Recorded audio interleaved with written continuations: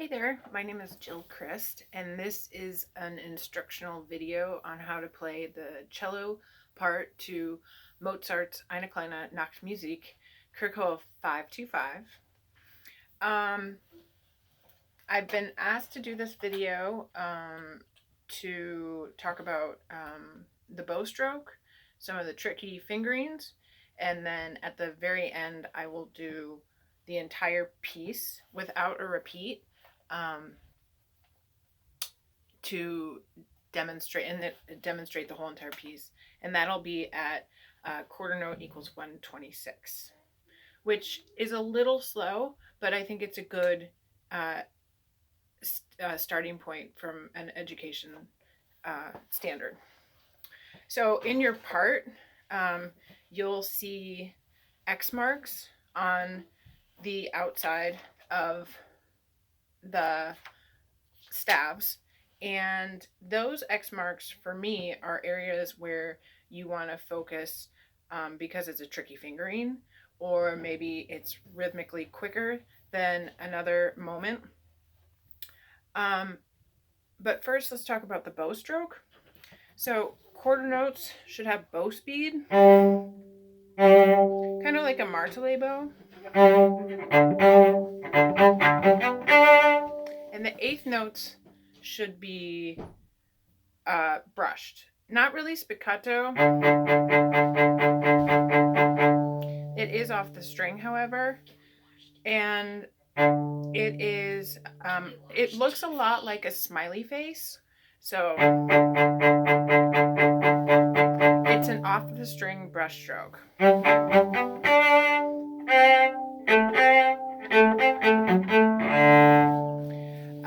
I think it's important to note that the quarter notes have bow speed. They're not on the string and short, but they're always ringing.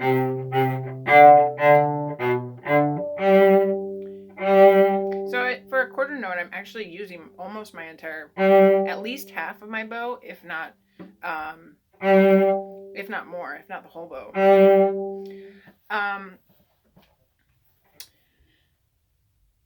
Great. So, and then the eighth note should always be ringing. You don't want to keep it on the string,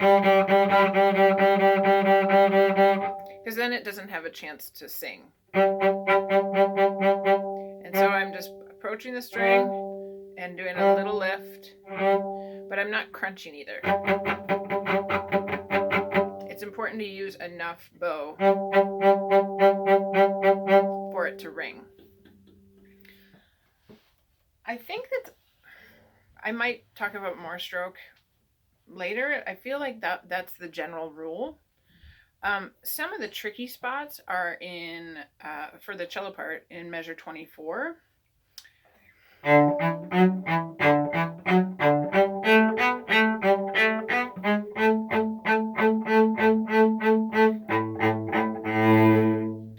So I've given you two options for fingerings.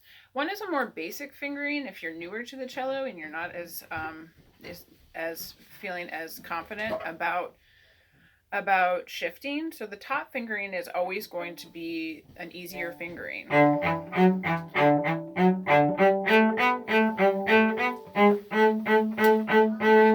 The second fingering is on the bottom.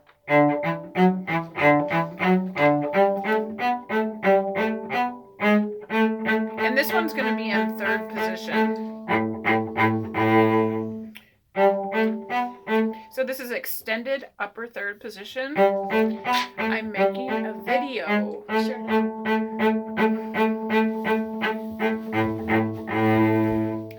So that would be if you're more confident about shifting and moving around the fingerboard, you would use that bottom fingering. Going on at letter A, half position, first position, open, high 4 C sharp. But it's still working. High 4 C sharp. In measure 30, that's an A sharp, which is a second finger. And I do a retake here, and then up bow.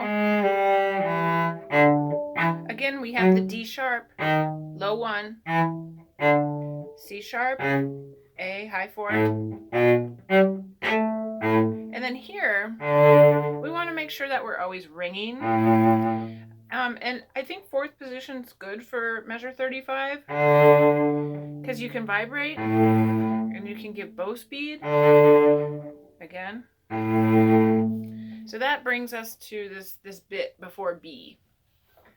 Again, I've offered a top fingering and a bottom fingering. So the top fingering is going to use half position and high 4s again with more open notes. Low 1, high 2, B, low 1 again. So that's a big jump. And a lot of times we want to avoid that. But again, if you're not feeling confident being in the extended upper positions, high 4, A, extended 2. You're going to use an open A here. Again. So the alternative to that upper fingering is the lower fingering, which is what I would use myself if I was playing this at a wedding or performing it. So half position, then shifting up to 3rd.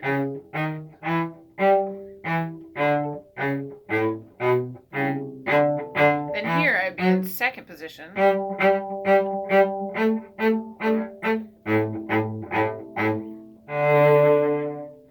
And so at tempo, that looks like this.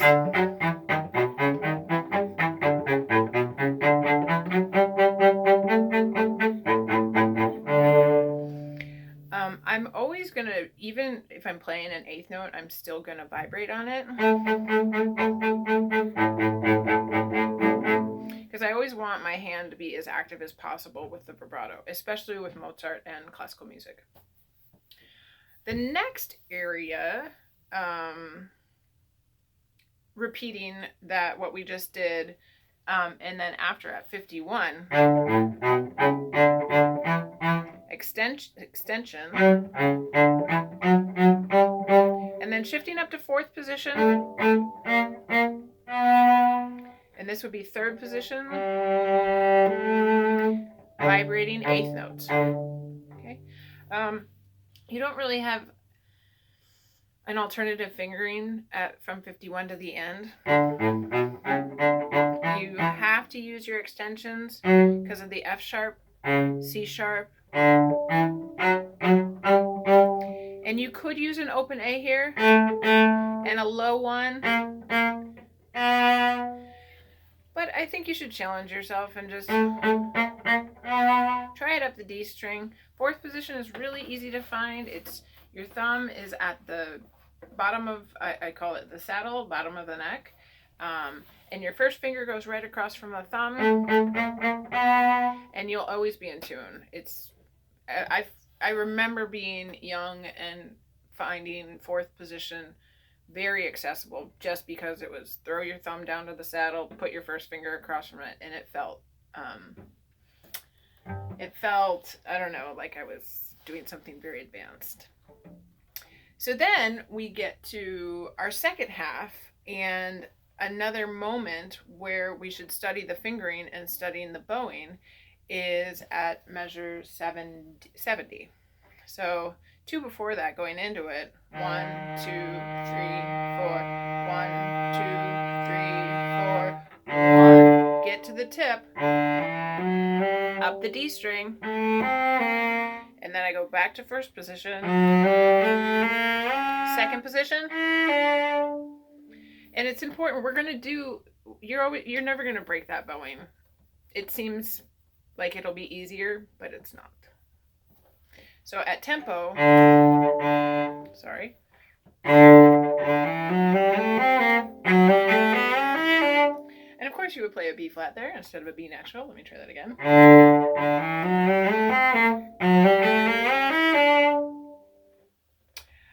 And then that brings you back into the recapitulation, which is a recap. It goes back to the beginning, same notes as the beginning.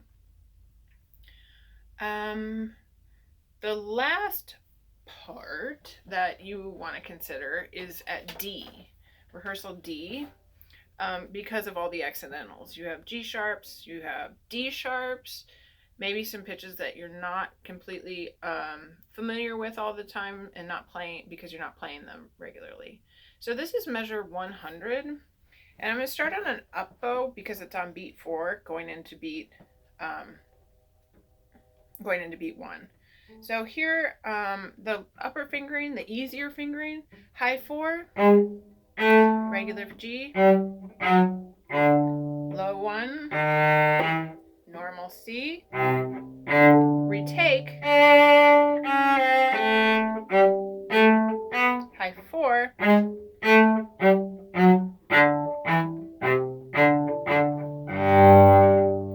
okay, so at tempo, that looks like, or under tempo,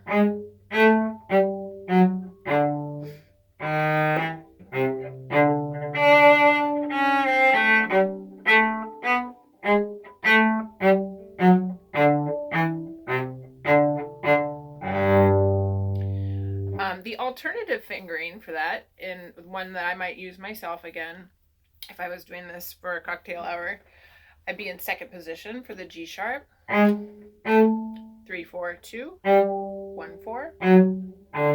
This I'd still just do the regular. And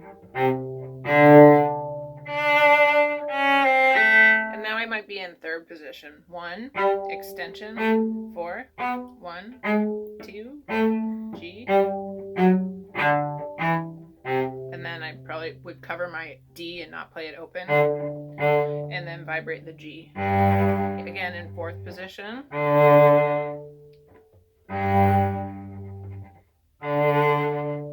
So if I'm doing that at tempo, that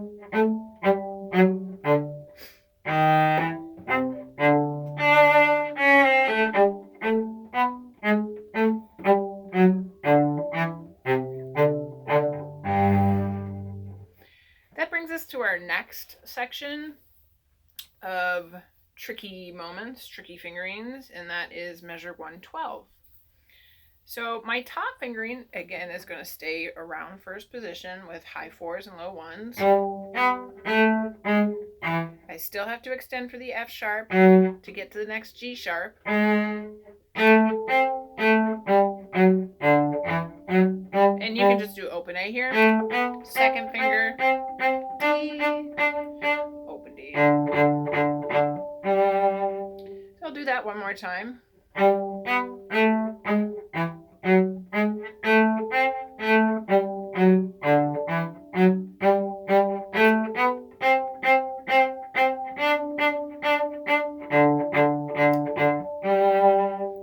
My alternative fingering there is going to be in extended upper third again. So I find my second finger A. That's how I'm going to be in extended upper third. And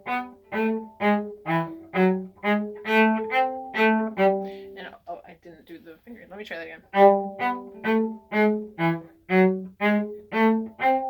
So that would be in fourth position. I shifted back to first, and now up to fourth again. Third position, third finger D. And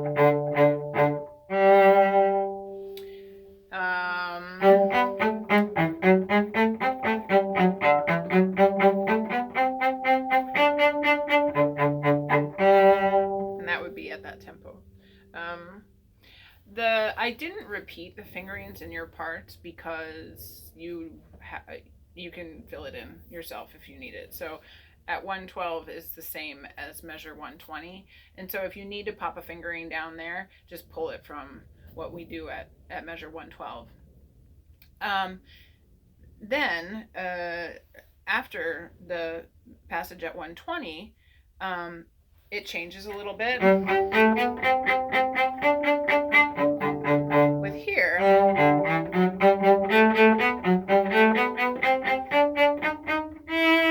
so that one, measure 127, 126, I highly encourage third position. So 1 on the D, D sharp 2, E. There's not really another way to play that. And if you do it any other way, you're kind of cheating your technique.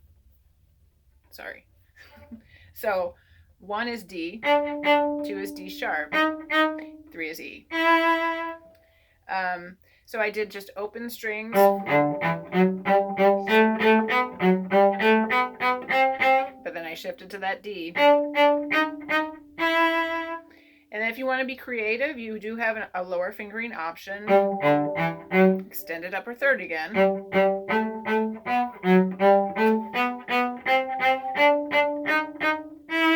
In measure 124, I go to second position. So 4 on the B, 125, I apologize. 1 on F sharp, 2 on G, 4 on A, B, regular B. I'll do that at tempo.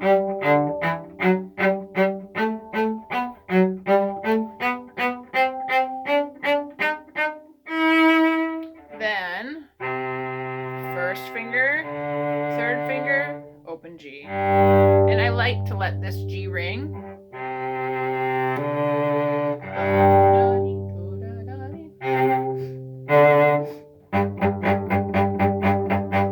But actually, in measure 131, you have down, up, and after playing it, I would do that down, down. I'm going to change that, and I'll do that in the... So it'll go down, down, down.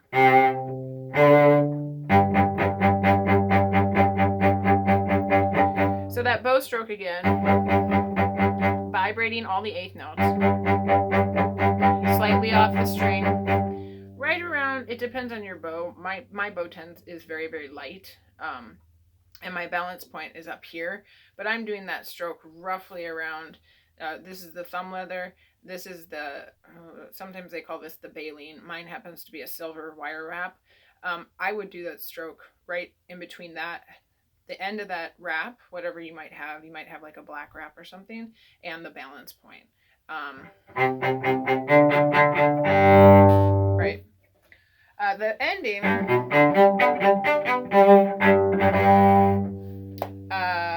I just keep it in first position. And then I might use a fingered G on the bottom so that I can vibrate that one. Good, so I've been asked to have a tempo at 126, which is this.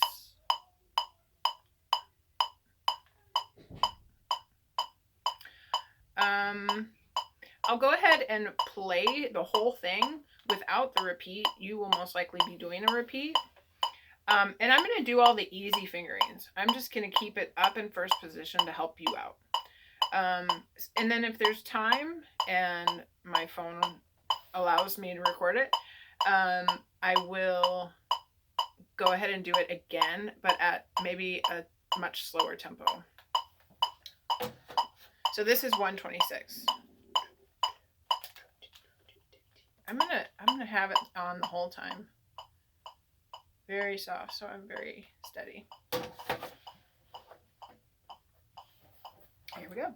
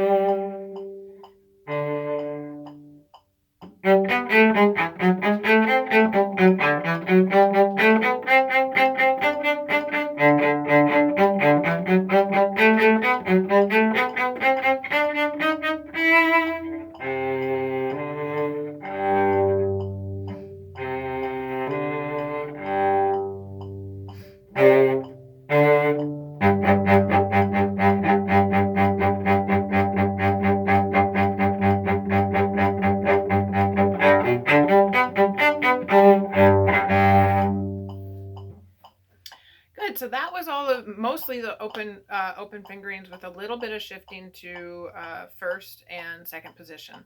I'm going to do it one more time, and I'm going to do it under tempo, but with the more challenging fingerings. So this is going to be, I'm going to say 108, 104. And this would be represent more of a fingering that I might do or a professional might do just to cover open strings, vibrate more, and I don't know, challenge yourself. So my metronome is at 104 right now, and I'm going to do the alternative fingering.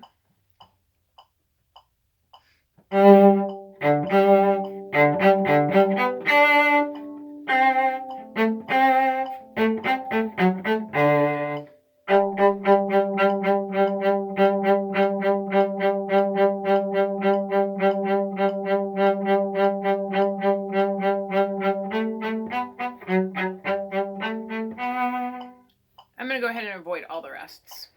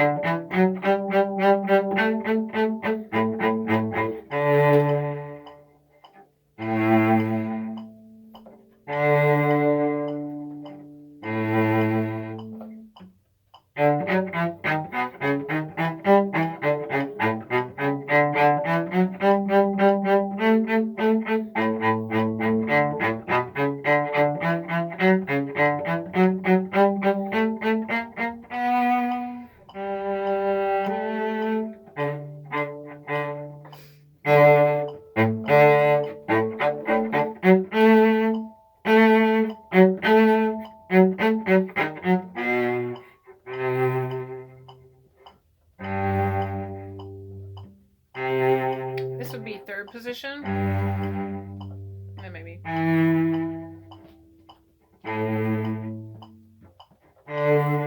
think I just missed a C. 2, 3, 4. 1, 2, 3, 4. Next entrance.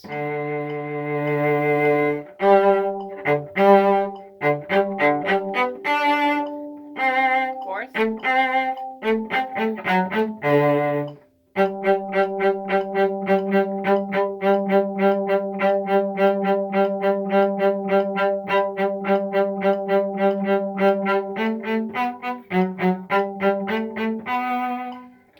Fourth position.